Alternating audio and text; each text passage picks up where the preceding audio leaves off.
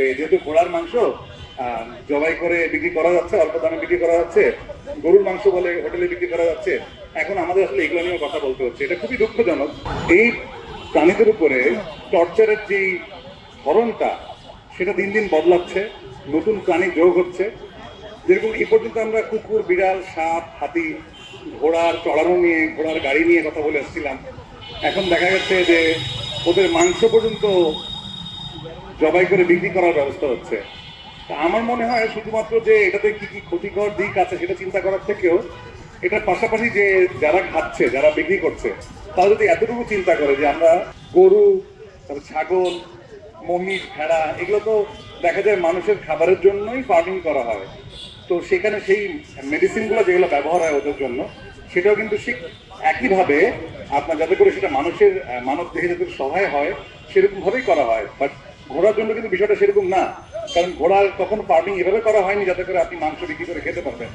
এখন আমরা আরো অনেক নতুন সৃজনশীল উপায় বের করেছি, যে যেহেতু ঘোড়ার মাংস জবাই করে বিক্রি করা যাচ্ছে, অল্প দামে বিক্রি করা যাচ্ছে, গরুর মাংস বলে হোটেলে বিক্রি করা যাচ্ছে, এখন আমাদের আসলে এগুলো নিয়ে কথা বলতে হচ্ছে। এটা খুবই দুঃখজনক।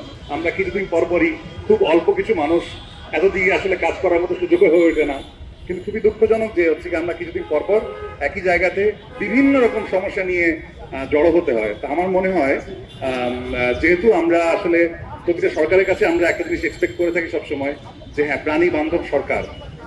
তো এইদিকে বোধহয় আমাদের যে 2026 সাল, এখন এদিকে আস্তে আস্তে আমাদের এখন নজর দেওয়ার সময় এসেছে যে কিছু এতক্ষণ তো আমাদের যে আইনটা আছে সেই আইনটা আরো শক্ত করা যায়, আরো বেশ কিছু জিনিস ইনক্লুড করা যায়। আমাদের মতো যারা সংগঠন আছে ওনাদের সাথে বসে কথা বলে আলোচনায় এসে যে আর কি কি করলে আমরা মোটামুটি আইনটা এমন একটা জায়গায় আনতে পারবো যাতে করে এই মানুষের এই ক্রিয়েটিভিটিটা, এই সৃজনশীলতাটা মানুষ অন্য কিছুতে দেখায়, এই প্রাণীদের মধ্যে যাতে আর দেখাতে না আসে।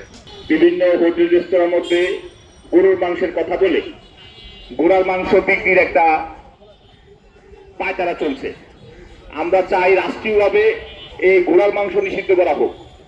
অবশ্যই গরুর মাংসর তুলনায় ঘোড়ার মাংস হতেই পারে না। ঘোড়ার মাংস আমরা যাতে কোনো হোটেলে ঘোড়ার মাংস বিক্রি করতে না পারে সেই জন্য রাষ্ট্রীয়ভাবে আইন করা হোক, এবং সচেতন যারা আছেন সবাই এই ব্যাপারে একটু সচেতন থাকবেন। ঘোড়া আমাদের একটি ঐতিহ্যবাহী প্রাণী, কোনোভাবে যাতে এই কাজ কোনো অসাধু ব্যবসায়ী অথবা তারা কেউ করতে না পারে, এই জন্য আমি সংশ্লিষ্ট মন্ত্রণালয়ের মন্ত্রী, প্রতিমন্ত্রী সহ সবাইকে সজাগ থাকার জন্য অনুরোধ করছি।